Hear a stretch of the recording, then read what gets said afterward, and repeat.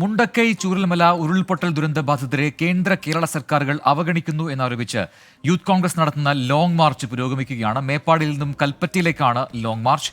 Youth Congress സംസ്ഥാന president Rahul Mamkootathil MLA, ജില്ലാ president അമൽ ജോയ് എന്നിവരാണ് മാർച്ചിന് നേതൃത്വം നൽകുന്നത്. വിവരങ്ങളുമായി സുർജിത്ത് അയ്യപ്പത്ത് ചേരുന്നുണ്ട് തത്സമയം. സുർജിത്ത്, ഇപ്പോൾ ഈ ലോങ് മാർച്ച് ഇപ്പോൾ എവിടെ എത്തിയിട്ടുണ്ട്? ആരൊക്കെ പങ്കെടുക്കുന്നു? എത്രമാത്രം പങ്കാളിത്തമുണ്ട്?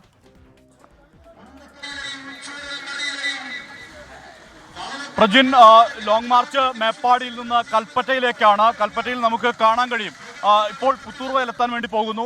നീണ്ട നിര തന്നെ, നേതാക്കളുടെ നീണ്ട നിര തന്നെ നമുക്ക് കാണാൻ കഴിയും.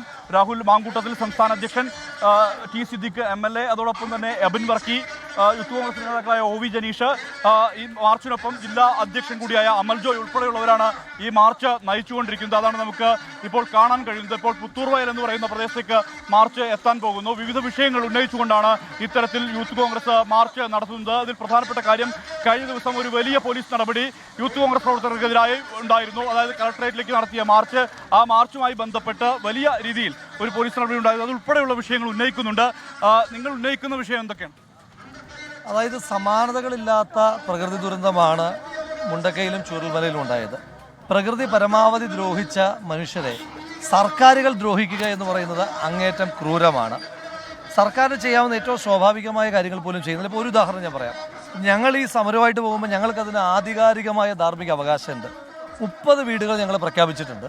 ആ 30 വീടുകളുമായി ബന്ധപ്പെട്ട് സർക്കാരല്ലേ പറയേണ്ടത് എവിടെയാണ് നിർമ്മിക്കേണ്ടത്. ഞങ്ങൾ എപ്പോഴും നിർമ്മിക്കാൻ തയ്യാറാണ്. ഏത് നിമിഷം സർക്കാർ പറയുന്നു സർക്കാരിൻ്റെ മാനദണ്ഡ പ്രകാരം നിർമ്മിക്കാൻ തയ്യാറാണ്. ഭൂമി അനുവദിക്കേണ്ട സംസ്ഥാന സർക്കാരല്ലേ. അപ്പോൾ അതല്ല, ഇനിയും ഈ വീട് വയ്ക്കുന്നവർ തന്നെയാണോ ഭൂമി കണ്ടെത്തേണ്ടത്? അത്തരം കാര്യങ്ങളിൽ സർക്കാർ ക്ലാരിഫിക്കേഷൻ തരണ്ടേ. അപ്പോൾ സഹായിക്കാൻ, ഇപ്പോൾ കഴിഞ്ഞ ദിവസമാണ് ശ്രീ സിദ്ധരാമയ്യ, അദ്ദേഹം സംസ്ഥാന സർക്കാരിന് കത്ത് കൊടുക്കുന്നു. 100 വീട് പ്രഖ്യാപിച്ചു, പിന്നീട് ഇൻഫർമേഷൻസ് ഒന്നുമില്ല എന്ന് പറഞ്ഞ്. അപ്പോൾ സഹായിക്കാൻ തയ്യാറായി നിൽക്കുന്ന ആളുകളുടെ സഹായം പോലും സംസ്ഥാന സർക്കാർ വാങ്ങുന്നില്ല. കേന്ദ്ര സർക്കാർ 1 രൂപ പോലും കൊടുക്കാൻ തയ്യാറാകുന്നില്ല. കേരളത്തിൽ ഇന്ത്യയുടെ പ്രധാനമന്ത്രി വന്ന പണം നമ്മുടെ ഖജനാവിന് നഷ്ടമായതല്ലാതെ പ്രധാനമന്ത്രിയുടെ വിസിറ്റ് കൊണ്ട് കേരളത്തിൽ എന്ത് മെച്ചം ഉണ്ടായത്?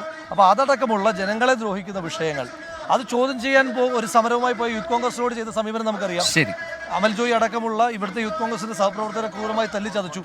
ഇപ്പം ഞങ്ങൾ സമരവുമായിട്ട് പോവുകയാണ്. തല്ലിച്ചതയ്ക്കണമെങ്കിൽ തല്ലിച്ചതയ്ക്കട്ടെ, ഞങ്ങൾ ഈ കോഴ്സിൽ നിന്ന് പിന്നോട്ടില്ല. എന്തായാലും ഈ വിഷയങ്ങൾ ഉന്നയിച്ചുകൊണ്ടാണ് ഇത്തരത്തിൽ യൂത്ത് കോൺഗ്രസ് മാർച്ച് നടത്താൻ വേണ്ടി തീരുമാനിച്ചിട്ടുള്ളത്.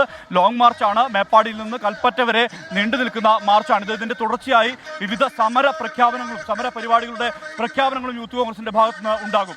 സുജിത്ത് അയ്യപ്പത്താണ് വിവരങ്ങൾ നൽകിയത്.